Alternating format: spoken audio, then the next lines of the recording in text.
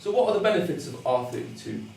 It is a low GWP refrigerant, GWP of 675, so 2/3 less than that of R410A. It's got zero ozone depleting potential. It's our next generation equipment, and what I mean by that is our equipment has been designed specifically around R32 as a refrigerant. So we built the compressors and the components around R32. It has higher efficiency. Some of the models have SERs up to 7.7. We've got longer pipe runs, and I'll touch on that in a little bit, another benefit.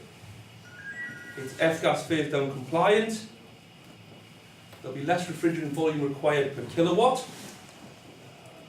It will be available in 2.5 to 14 kilowatts across many indoor units.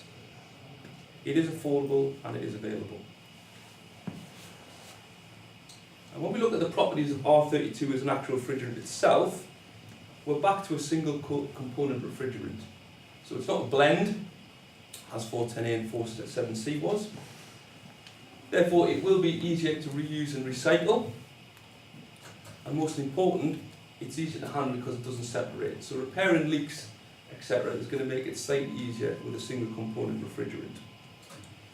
And it utilises familiar technology, so that keeps costs similar and it's relatively inexpensive to produce as a manufacturer.